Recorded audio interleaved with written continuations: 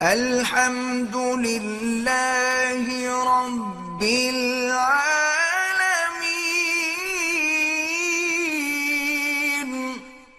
بسم اللہ الرحمن الرحیم۔ انجینئر علی مرزا سے جو ہمارے اختلافات ہیں، علماء کے اختلافات ہیں، وہ ساری دنیا کو معلوم ہے۔ اب ایک فتویٰ آیا ہے سامنے جو بڑا پھیلایا جا رہا ہے۔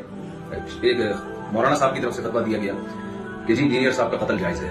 میں اس اپنی دینی ذمہ داری سمجھتا ہوں کہ ہم اس فتوے سے بالکل متفق نہیں ہیں، اور جتنی بھی میری بڑے علماء سے بات ہوئی ہے، جہاں تک میری رسائی تھی، جن سے میری بات چیت ہوئی ہے، وہ کوئی بھی اس فتوے سے متفق نہیں ہے۔ تو لوگ اس فتوے کو علماء کا متفقہ فیصلہ نہ سمجھیں، کیونکہ ہمارے ملک میں پہلے قتل و غارت بہت ہوئی ہے۔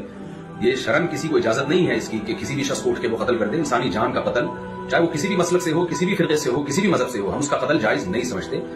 پاکستان میں قانون بنا ہوا ہے کہ کوئی بھی صحابہ کرام کی بے ادبی کرتا ہے یا گستاخی کرتا ہے تو قانون بنا ہوا ہے۔ تو یہ سپریم کورٹ کا کام ہے، ہائی کورٹ کا کام ہے، جج کا کام ہے کہ وہ یہ فیصلہ کرے کہ کون گستاخ ہے اور کون گستاخ نہیں ہے، اور اس بیس پہ جو بھی پاکستان کا لا ہے، قانون ہے، وہ نافذ ہونا چاہیے۔ لیکن یہ جو ایک فتویٰ دیا گیا ہے کہ جی اٹھ کے قتل کر دیا جائے، یہ بالکل ٹھیک نہیں ہے۔ میرے 20 اختلافات ہیں انجینئر علی مرزا سے، میرے کیا اہل سنت والجماعت کے علماء